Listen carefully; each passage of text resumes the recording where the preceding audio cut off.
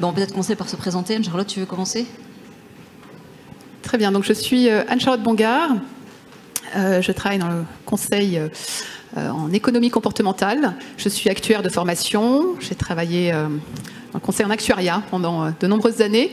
Et j'ai entamé il y a 3 ans une formation de psychologue pour davantage intégrer la psychologie dans les modèles actuariels et intégrer l'humain davantage dans des approches mathématiques et statistiques. Bonjour, donc Laurence Barry, je suis moi aussi actuaire et j'ai fait il y a quelques années un doctorat de philosophie politique, ce qui fait qu'on se complète là.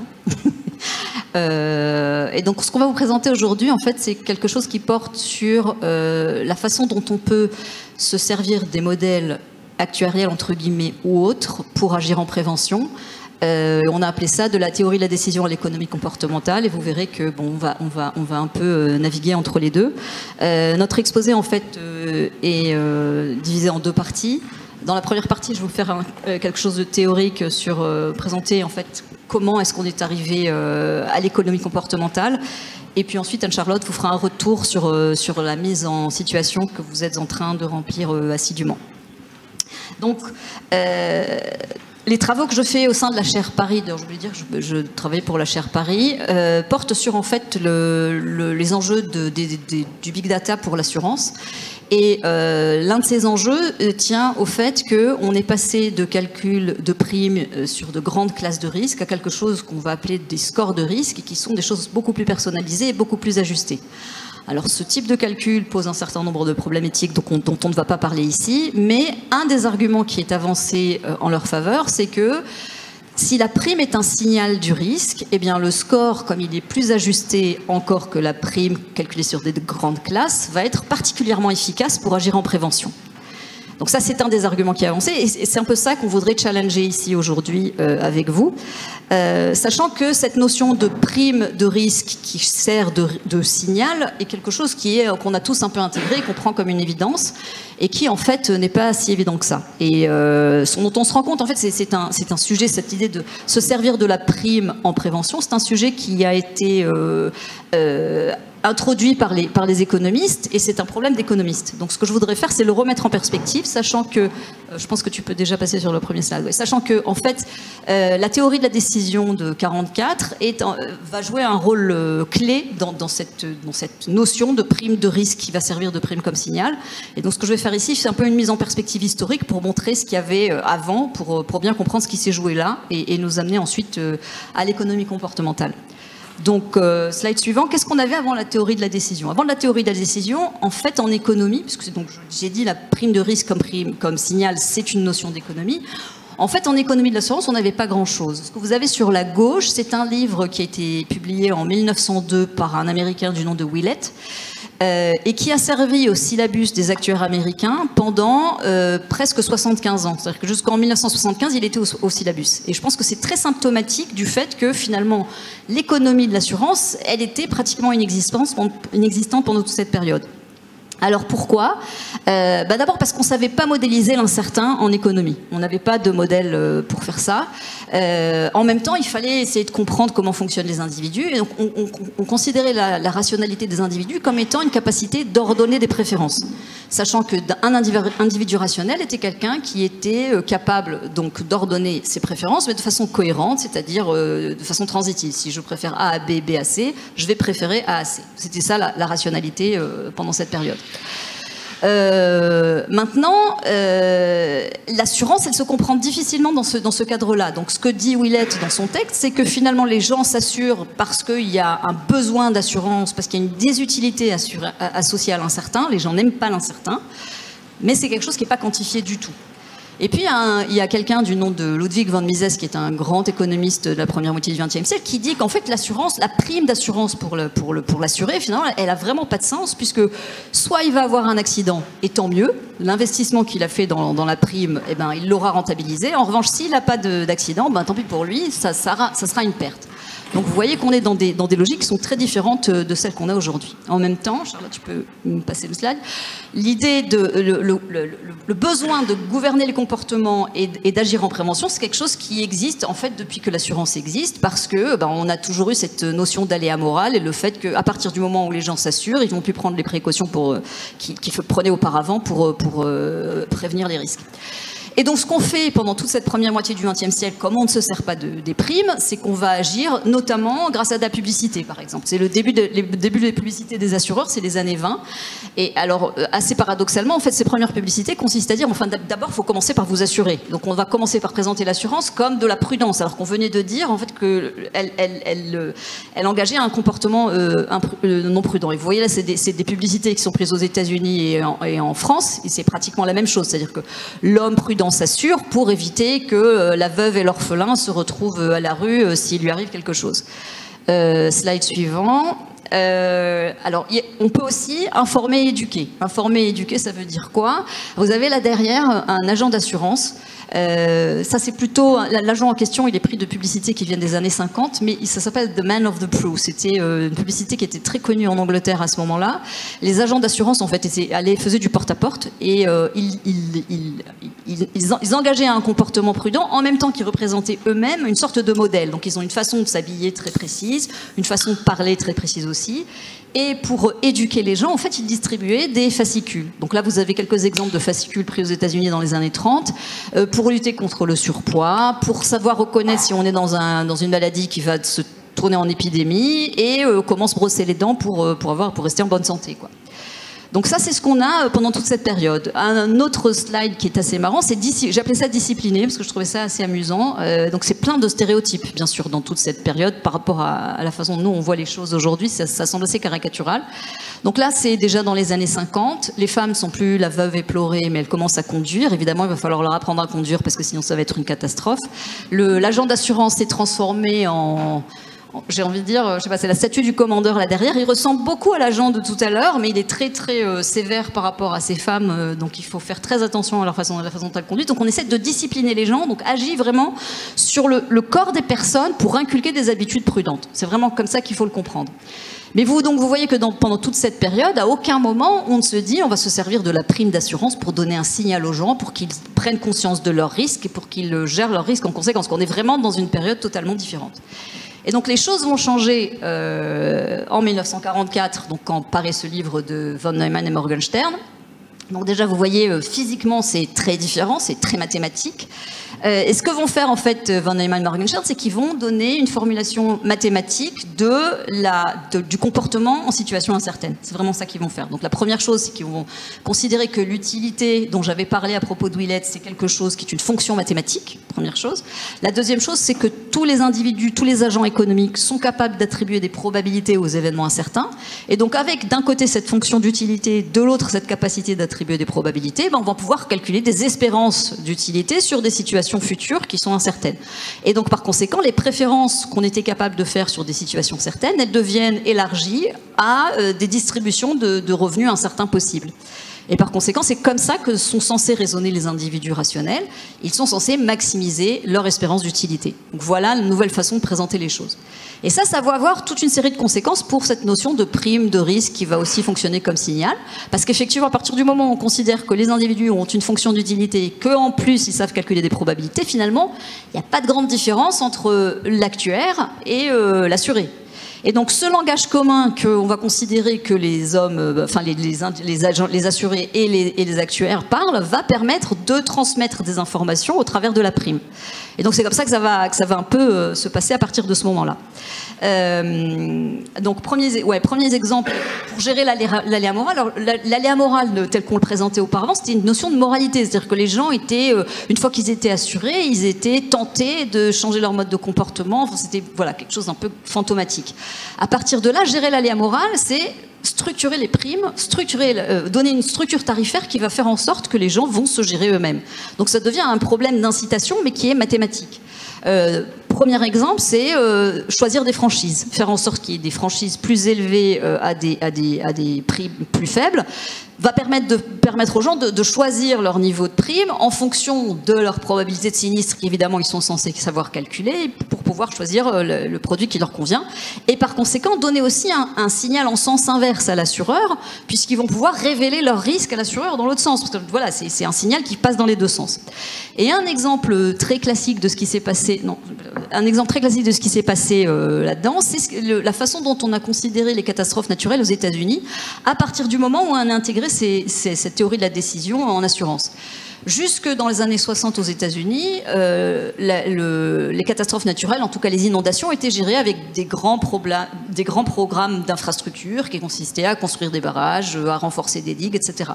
À partir des années 60, on met tous ces programmes en cause en disant que, ce que ça fait, c'est simplement, ça reporte le moment où la catastrophe va se produire, mais du moment où elle se produira, comme on n'aura pas induit les gens à déplacer leur lieu d'installation, la catastrophe sera d'autant plus grande.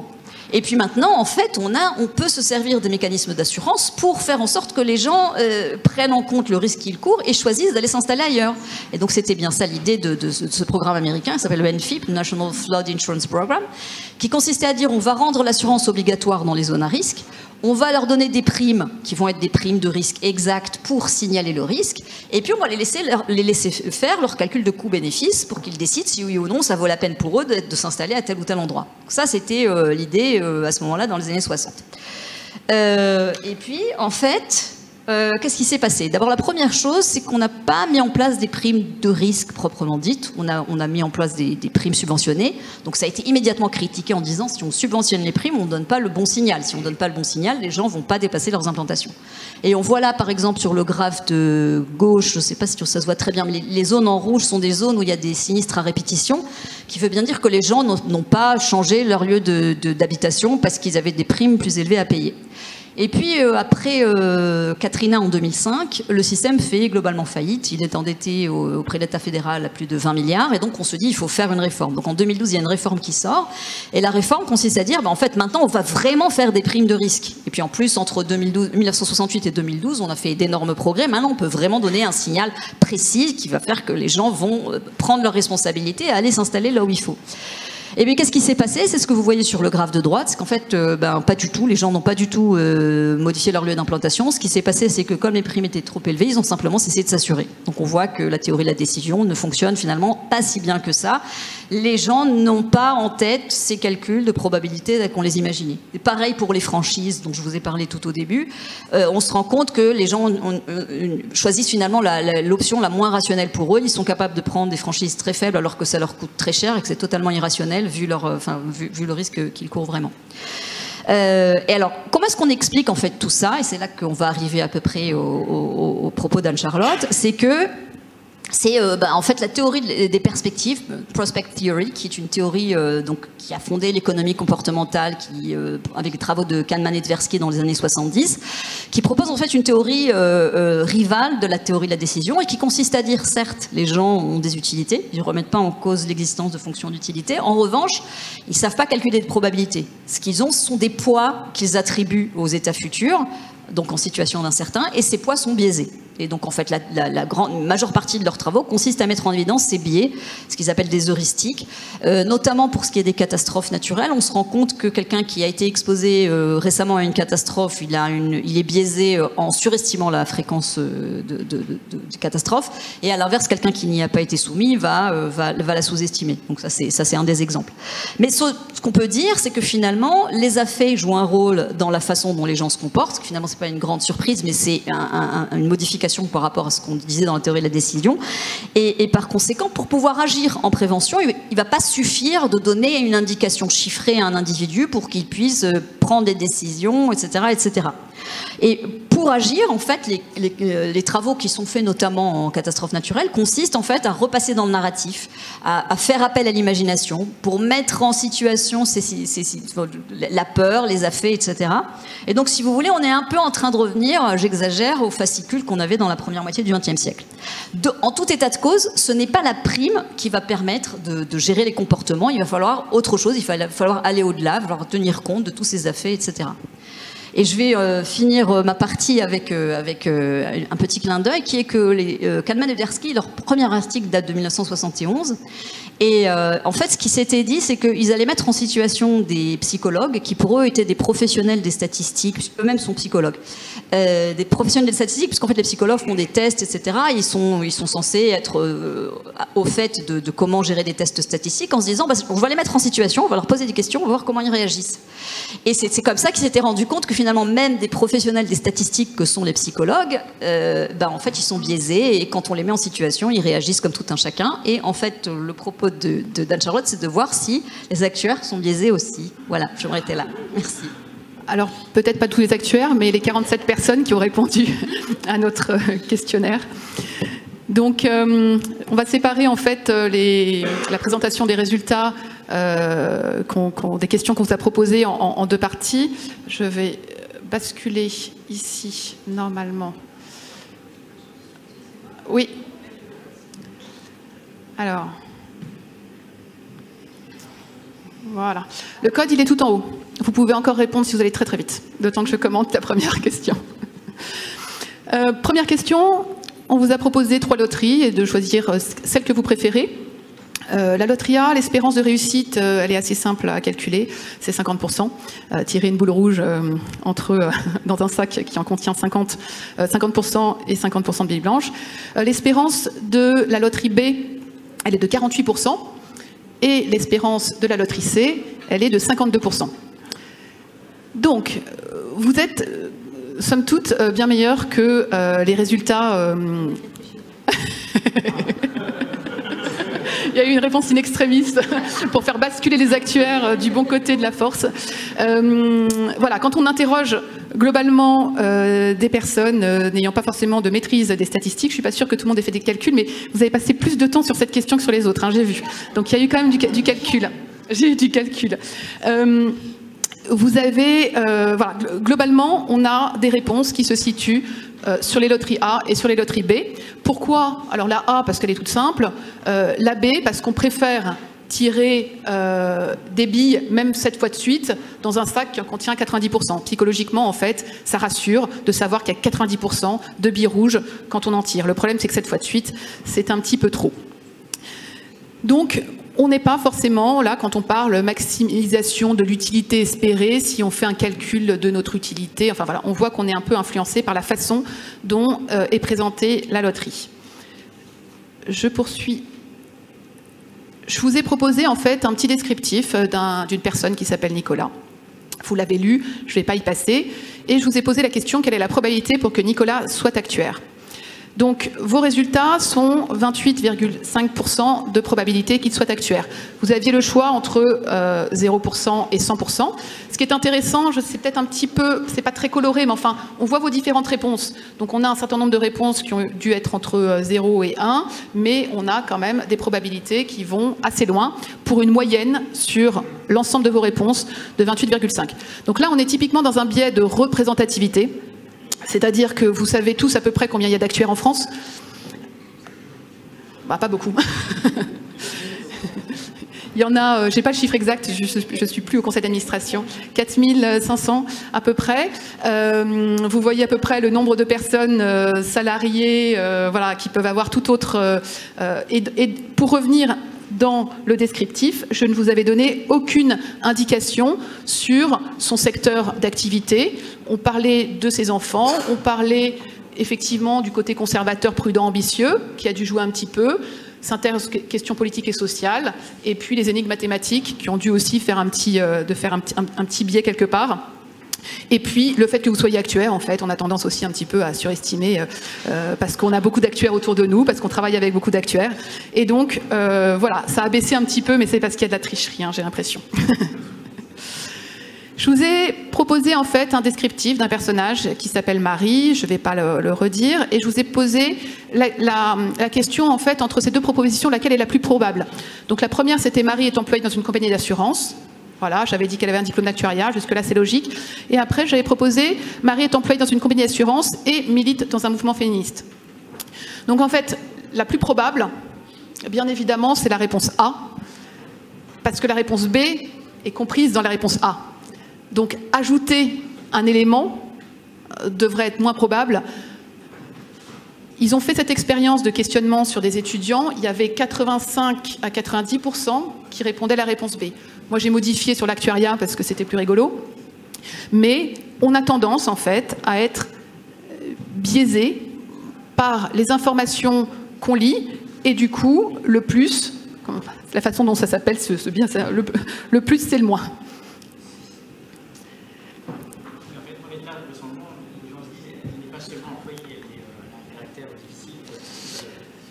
Tout à fait, mais là, en fait, il n'y avait absolument rien qui permettait de le dire. En revanche, j'avais effectivement donné les caractéristiques qui pouvaient faire penser qu'elle militait dans un mouvement féministe. J'ai jamais dit qu'elle avait un caractère difficile.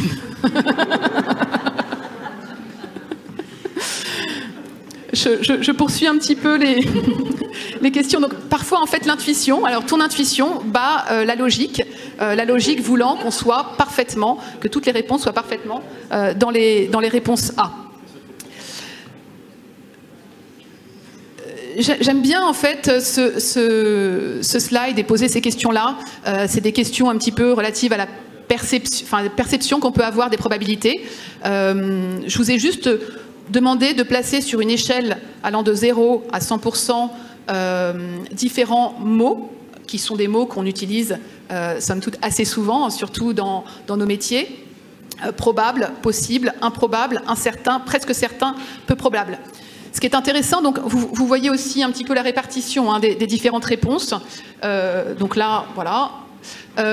Donc probable, vous considérez en moyenne que c'est à peu près 72%. En revanche, on voit qu'il y a certaines personnes, un certain nombre pour lesquelles probable, en fait, ils sont à 50%. Possible, en moyenne, vous êtes à 50%. En revanche, possible, certains vont considérer qu'ils sont, parce que c'est plus 10 ou 20%. D'autres, possible, ça peut être 90%. Possible, c'est possible. Voilà, difficile de le placer sur une échelle de probabilité.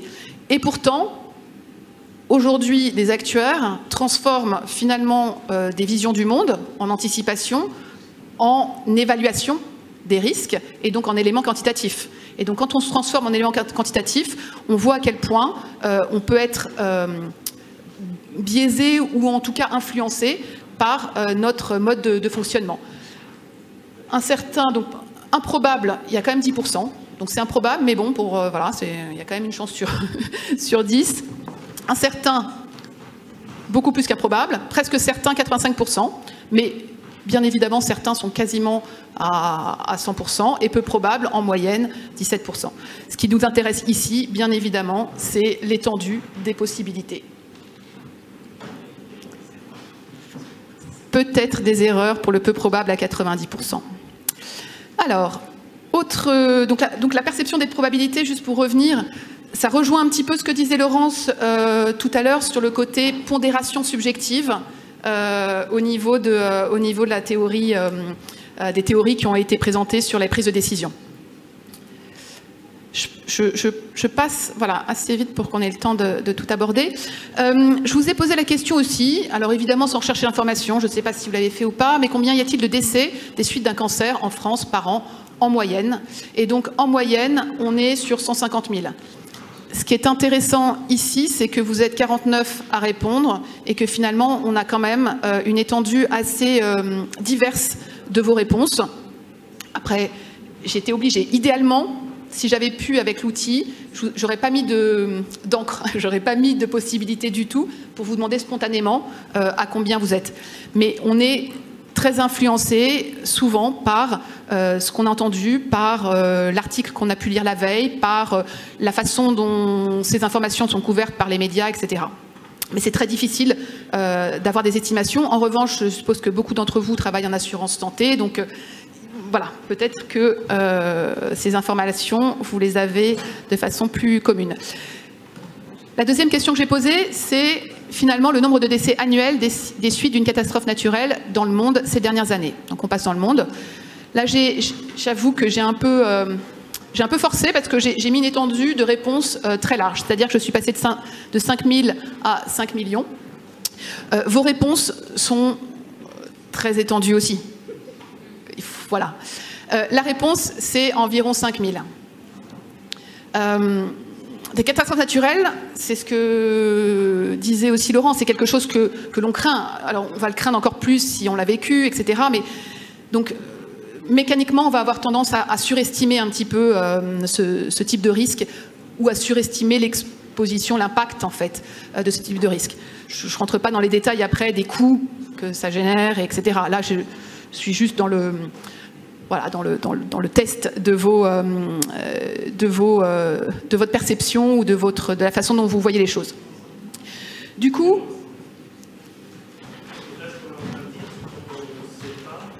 alors, là, ce qu'on est en train de dire, c'est que quand on ne sait vraiment pas, on essaye d'extrapoler par rapport à une expérience passée, mais qui est aussi pas du tout... parce que là, sur l'expérience passée, sur le nombre de décès, enfin, sur le monde entier, enfin, il n'y a pas beaucoup de gens, sauf ceux qui travaillent dessus, mais qui ont une idée de vraiment de...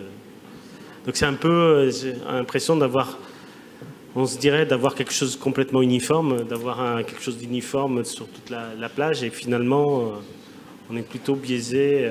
Oui, c'est-à-dire que chacun de vous a fait son extrapolation, parce que l'information, alors à part ceux qui la connaissent, en fait, vous avez été obligé d'extrapoler, et du coup vous avez réfléchi, vous êtes peut-être dit, ben tiens, il y a telle catastrophe, on a entendu des inondations à tel endroit, et puis avec tant de morts, il y a Chine, Inde, enfin, etc. Donc pouf, pouf, pouf, on fait un petit calcul dans sa tête, et puis après on arrondit, enfin, oui, chacun a fait ça, et puis après a estimé que la réponse était plutôt 50 000, plutôt 10 000, plutôt 100 000, plutôt 150 000. Enfin, il n'y a pas une personne qui est... Voilà, vous êtes quand même très répartis. Donc, mais c'était tout ce schéma, justement, de fonctionnement, de perception par rapport à un risque.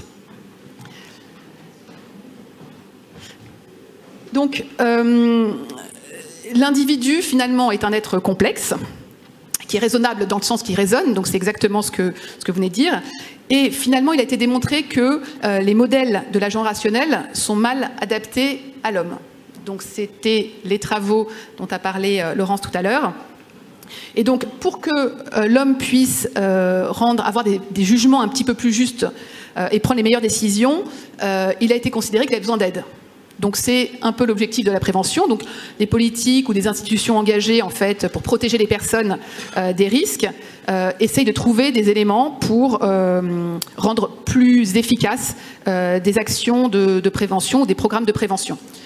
Je vais rebasculer sur la présentation juste pour aller un cran plus loin par rapport aux différents éléments de prévention présentés par Laurence. Ce qui a été un peu plus, pour aller un cran plus loin, finalement, c'était de comprendre notre fonctionnement pour motiver les personnes à changer leur comportement. Là, je vous ai mis l'exemple de Vitality. Ce que revendique le programme Vitality, c'est finalement un modèle original de prévention en santé qui est fondé sur des apports de la psychologie, sur l'actuariat et sur l'économie comportementale. Donc en fait, le programme Vitality, il a commencé dans le début des années 90. Donc là, il y avait l'économie comportementale qui commençait de plus en plus développée. Et il s'est appuyé sur 4 facteurs clés qui étaient tout ce qui est examen, dépistage, activité physique, nutrition et tabagisme. Et donc les connaissances de l'économie comportementale à cette époque-là ont été utilisées pour contrer ou pour mobiliser certains biais comportementaux. Et donc l'assuré en fait est conçu comme quelqu'un de proactif, de bonne volonté, mais qui est faillible. Et donc comme il est faillible, il faut l'aider. Et donc il y a tout un système de points, etc. Mais là il y a 2 exemples assez concrets qui mobilisent nos biais comportementaux. Le premier, donc là c'est la brochure, c'est que finalement on préfère du plaisir immédiat à un éventuel risque futur. Donc on va préférer en fait fumer, boire et prendre beaucoup de sucre. Parce qu'on en retire du bénéfice, plutôt que finalement aller courir et puis manger des carottes. Alors qu'on sait très bien que ce sera meilleur pour notre santé future et qu'on vivra sans doute plus longtemps en meilleure santé si on a une activité physique et puis une nutrition équilibrée. Donc, et ça, c'est un biais. Donc ils ont agi sur ce biais-là pour construire leur brochure et essayer de faire de faire changer les comportements, en sensibilisant pour qu'on se rende compte des choses, parce qu'on n'est pas forcément toujours conscient. C'est un petit peu la difficulté. Et comment ils ont fait, en fait, avec un système de points. Donc là, on est aussi dans un système de gamification. Et donc, c'est ce qui est utilisé par les concepteurs de jeux vidéo qui font appel à des psychologues et qui travaillent justement sur nos comportements pour faire en sorte de motiver. Alors, avec un système déjà d'âge corrigé, donc on peut avoir un peu moins que son âge si vraiment on est meilleur, en meilleure santé, qu'on fait mieux que sa génération. Et après, il y a des systèmes de points et on peut perdre ces points pour inciter les gens en fait à vouloir aller plus loin. Et donc, ils ont vraiment travaillé en utilisant l'économie comportementale. Alors, je ne suis pas là pour rentrer dans les détails de l'efficacité du programme Vitality. Il a été introduit en France en 2016, donc assez tardivement. Il y a eu des problématiques aussi pour engager les salariés à utiliser ces applis. Ça a été très efficace dans des pays anglo-saxons. Parfois, il y avait même justement des réductions de primes qui étaient prévues en santé. Alors en France, ça n'a pas été possible, mais justement, on jouait aussi sur la prime. On rejoint un petit peu le principe de la prime.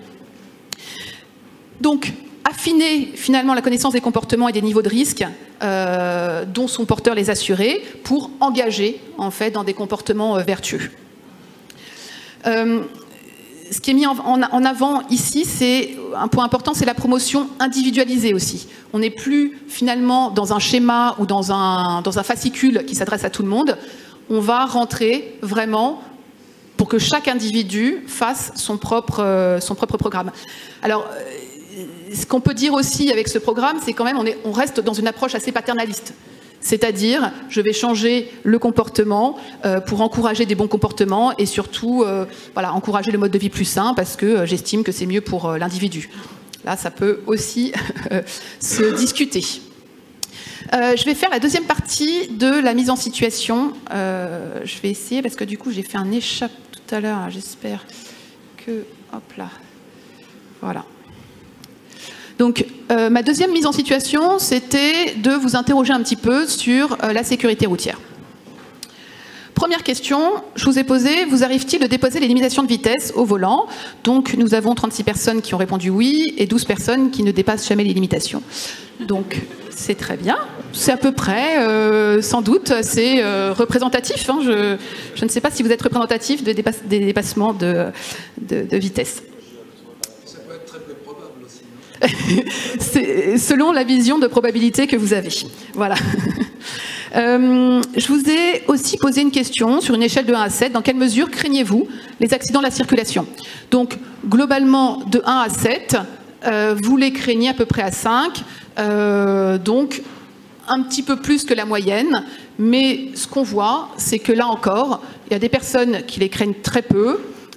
Et puis des personnes, bien évidemment, qui les craignent énormément. Donc, en termes de perception, on est sur quelque chose de très étendu en termes de réponse. Après, je vous ai demandé, selon vous, quel est le nombre moyen par an d'accidents corporels liés à la circulation? Donc là aussi, hein, vous êtes assez... les réponses sont quand même très éclatées. Parce que certains me disent 5 000 quand d'autres me disent 200 000. Voilà, on est à peu près à 50 000. Donc, voilà, après, j'aurais pu mettre encore moins, encore plus. Parfois, on est influencé quand on connaît à peu près le nombre de décès par an sur la route. Donc après, on fait des calculs, ce que vous disiez en fait. On va prendre des points de repère, essayer un petit peu. Ce qui est intéressant, c'est quand même qu'il y a un écart assez important dans vos réponses.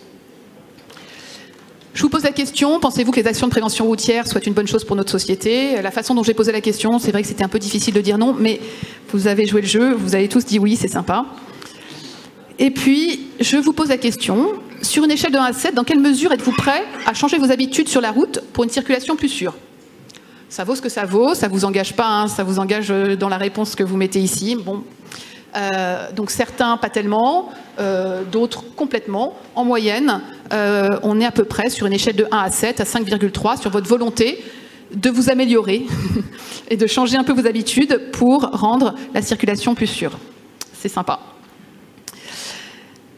Je vous ai après, en fait, j'ai essayé de vous faire rentrer dans une situation, alors malheureusement avec le biais qu'on est à un atelier au Congrès des actuaires et que je ne peux pas véritablement vous donner un badge que vous allez porter le mois suivant, mais je vous ai demandé voilà, d'imaginer que votre fils, vos filles, vos conjoints, etc. vous demandent de porter un badge. Je vous ai mis d'ailleurs une copie de badge, il est plutôt discret, mais bon, globalement, il y a quand même écrit bien sécurité routière. Vous le portez tous les jours sur vos vêtements pendant un mois, tout le monde le voit, c'est public. On vous félicite même de porter ce badge, c'est bien. Donc, vous avez porté ce badge pendant un mois, vous êtes content, vous avez fait plaisir à votre enfant. Très bien.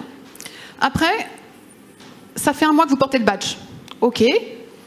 Votre fils, votre fille, votre conjoint vous demande d'animer un atelier d'1 heure sur la sécurité routière dans l'école primaire de votre quartier. Vous ne pouvez pas tellement dire non, vous y allez. Enfin, vous pouvez dire non, c'est votre liberté. Vous pouvez dire j'ai pas le temps, j'ai autre chose à faire. Mais bon, vous avez envie de faire plaisir, vous y allez, vous échangez avec les enfants pendant 1 heure. Vous évoquez les dangers de la route, vous dites à quel point c'est... Voilà, vous les sensibilisez. Et en sortant, vous vous rendez compte que vous avez passé un excellent moment. Je vous ai posé la question, sur une échelle de 1 à 7, dans quelle mesure êtes-vous prêt à changer vos habitudes sur la route pour une circulation plus sûre? On n'a pas monté beaucoup, 5,8 à 6. En revanche, ce qui est intéressant, c'est que dans la première question, il y avait déjà des personnes qui étaient prêtes à changer. Donc, forcément, ça nous poussait la moyenne vers le haut.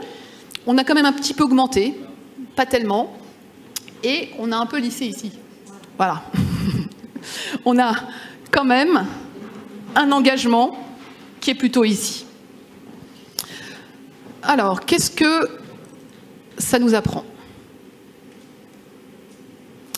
En fait, c'est une étude qui a été faite, enfin plusieurs études qui ont été faites, mais dans la première expérience qui a été faite, qui date de 1966, donc c'est quand même pas récent, c'est toutes ces études sur le comportemental, Friedman et Fraser en fait demandaient à un groupe de sujets d'installer dans leur jardin un panneau publicitaire sur la sécurité routière, un peu comme celui-ci, il y a quelque chose de très joli et de pas du tout voyant, en espérant qu'ils l'acceptent. Donc là-dessus, 17% des personnes interrogées ont accepté de poser ça dans leur jardin. Donc c'était un petit peu décevant. Ils ont refait l'expérience, parce que c'était l'objet, en demandant à un groupe d'individus de poser une petite affiche de sécurité routière sous leur fenêtre, quelque chose d'un peu discret mais qui se voyait quand même, avec un message un peu équivalent. Et après, ils ont demandé à ces mêmes personnes de déposer ce panneau dans leur jardin, un peu comme le groupe 1. Et là, ils ont eu 76% des personnes qui ont accepté de poser ce joli panneau dans leur jardin. Donc on est passé de 17% à 76%. Comment ? Par un acte préparatoire, comme ça que ça s'appelle, c'est-à-dire on vous a engagé avec un premier acte qui n'était pas trop coûteux, parce que finalement la fichette elle n'était pas si énorme, et le fait d'avoir fait cet acte préparatoire vous a engagé pour un comportement. C'est un petit peu ce que j'ai essayé de vous faire sentir avec la mise en situation. L'acte préparatoire, ça peut être le badge, ça peut être pas trop coûteux le badge, le petit badge c'est facile. Puis l'intervention un peu plus coûteuse, et puis après, je vous demande si vous changez vos comportements. Ce que je devrais faire, c'est pas vous demander si vous allez changer vos comportements. Ce que je devrais faire, c'est analyser sans que vous le sachiez vos comportements, avec un boîtier télématique discrètement mis dans votre voiture, par exemple. Je regarde un petit peu votre comportement routier, accélération, freinage, etc. Je vous dis pas, je vous dis juste, est-ce que vous acceptez de porter un badge, est-ce que vous acceptez d'intervenir? Et puis après, je remesure avec le même boîtier, en fait, si finalement il y a eu des changements. Ça, c'est une théorie, en fait, qui a déjà de nombreuses années, en fait, la théorie de l'engagement. C'est-à-dire que c'est ce qui nous unit, en fait, à nos actes. Et finalement, la théorie de l'engagement, en fait, dit que ce n'est pas forcément nos pensées qui nous engagent, c'est nos comportements. Parce que quand ils ont demandé à ces personnes de mettre ce joli panneau, en fait, et qu'ils ont eu 76% d'acceptation, les personnes étaient libres de refuser, elles ne se sont pas forcément rendues compte qu'elles avaient été engagées par ce premier acte. Elles ont tout simplement changé leur pensée parce qu'elles avaient leur affichette et ça leur semblait naturel de mettre un panneau jaune fluo dans leur jardin. Donc, je vais finir, tout à fait. Donc, pour qu'il soit efficace, en fait, cet acte préparatoire, il doit répondre à certains critères, et notamment, plus il sera efficace s'il est coûteux, s'il engage, s'il est public. Effectivement, si j'annonce à tout le monde que je vais arrêter de fumer, ça va plus m'engager que si je me le suis dit dans ma tête. Si possible, de le répéter, il faut qu'il soit irrévocable. Une fois que j'ai mon badge, après, je vais pas... voilà. Et du coup, tout ce qu'on appelle, en fait, c'est la théorie, la soumission librement consentie. Donc on garde la liberté, on peut toujours ne pas mettre le panneau, hein, personne ne nous oblige, mais j'ai fait un acte engageant et du coup, je modifie mon comportement. C'est une technique qui a été mesurée, et l'efficacité peut être mesurée, et en prévention, ça a été utilisé sur différents éléments, et ça s'est révélé très efficace. Après. Alors, en conclusion, juste 3 points. On ne peut pas faire de prévention sans les individus.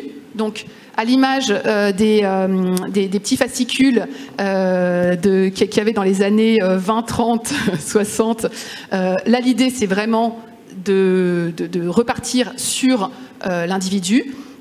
Il faut prendre les motivations, besoins personnels, j'allais dire même la perception des risques. Vous avez vu, chacun de nous perçoit les risques différents.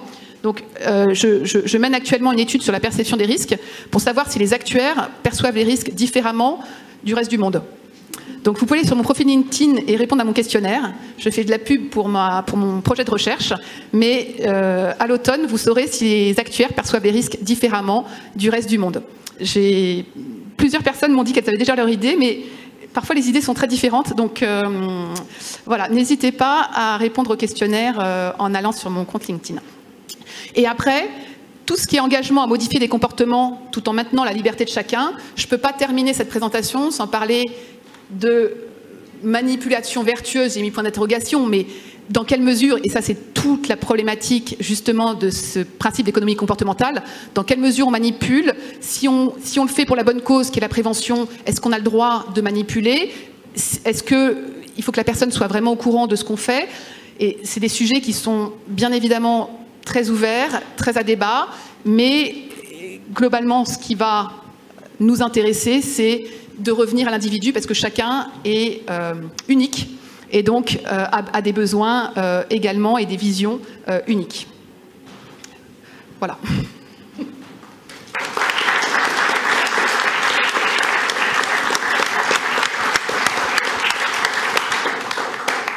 Alors, il est 15h03, on a peut-être le temps pour une question, 2 questions, mais pas beaucoup plus, je pense.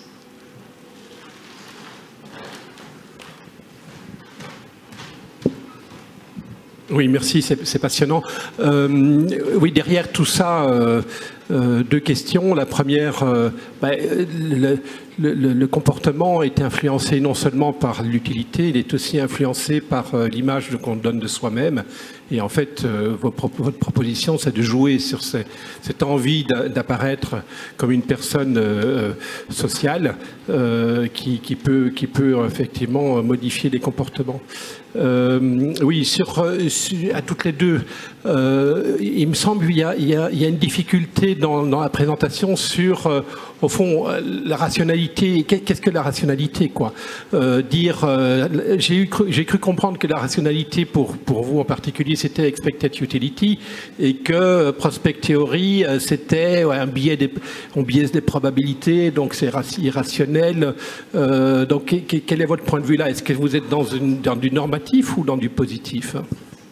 Moi, je ne suis pas dans le normatif, j'ai pas d'opinion. Enfin, ce que j'essayais de présenter, c'était comment ces différents économistes présentaient la rationalité. Et en fait, donc l'économie, on va dire, la théorie de la décision présente la rationalité comme cette maximisation d'espérance d'utilité.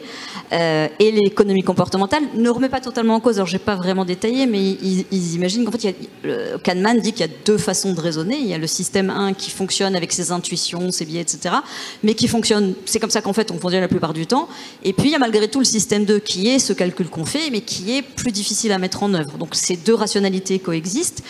Et pour Kahneman, finalement, c'est la bonne façon, c'est normatif en fait, la rationalité de la théorie de la décision. Sauf que c'est pas comme ça qu'on raisonne la plupart du temps, et que si on veut agir en prévention, eh ben, il va falloir se servir aussi de tous ces éléments qui viennent du système 1, en fait. Donc tout ce qu'a présenté Anne-Charlotte.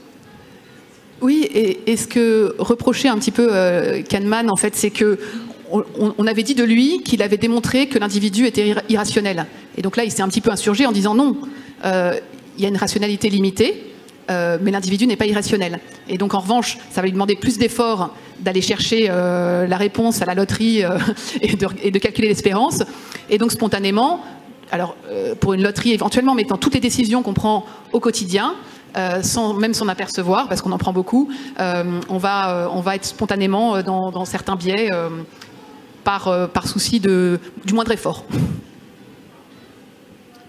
Moi, j'avais une question. C'était donc tout l'exposé, c'était un petit peu comment on peut faire évoluer les mentalités et les façons de percevoir les choses à travers un certain nombre de choses. Anne-Charlotte, tu n'as pas fait le lien entre la contrainte. Si on met des radars sur la route et tous les 5 mètres, on peut être flashé, et donc ça va aussi fortement inciter les gens à ralentir. Et l'incitation, donc je ne sais pas si tu as quelque chose à dire là-dessus. En fait, la problématique d'un radar, on le sait tous, on ralentit au passage du radar et puis on réaccélère après, en fait. Donc, oui, mais on n'est pas dans un changement, parce que, en fait, ce qui est l'élément clé en psychologie, c'est le lien entre pensée et comportement. Est-ce que parfois, il y a des comportements qui nous font changer nos pensées, ou nos pensées qui influencent notre comportement. Mais donc, là, l'idée, quand on engage, en fait, c'est justement de nous faire changer d'avis sur la sécurité routière. Et donc, quand je fais une intervention d'1 heure dans une école pour dire à quel point il faut faire attention sur la route, etc., je vais être après en dissonance cognitive si je commence à faire n'importe quoi. Donc, c'est vraiment inciter à un changement un peu plus profond que le radar. Oui. Je ne suis pas sûre, mais il faudrait tester les efficacités, hein, ça c'est la complexité derrière. J'avais une question, mais en fait, d'abord, j'aimerais réagir à ce que vous venez de dire. Je ne suis pas tout à fait sûr, parce que je pense que la contrainte, à long terme, peut enclencher un changement de comportement. Je connais des gens d'expérience qui ont fait du 180 km/h pendant 2 heures sur l'autoroute. Je ne crois pas que ça se voit tellement de nos jours. Donc, je pense que la contrainte a un peu changé le comportement à force. Mais sinon, à part ça, j'avais une autre question. Là, vous avez beaucoup parlé en fait des nudges qu'on va fournir, et je vois pas très bien le lien avec la mauvaise perception qu'on a des probabilités. Quel rapport vous faites entre l'incitation et le fait que, par ailleurs, j'ai une mauvaise perception des probabilités? Alors, moi, je ne dirais pas qu'il y a une mauvaise perception des probabilités. Il y a une perception qu'on a. Et du coup, j'ai pas que parlé en fait là du nudge. On a parlé des biais. Effectivement, le nudge c'est une façon d'utiliser justement ces biais. Donc, on est plus effectivement Vitality. Après là, on était plus sur une théorie de l'engagement, donc enfin quelque chose d'assez différent. Oui, j'ai pas forcément de. Je peux peut-être rajouter un truc là-dessus. Par exemple, dans Vitality, ils disent qu'ils jouent sur le biais pour le présent. Pas la voix de Philippe déjà.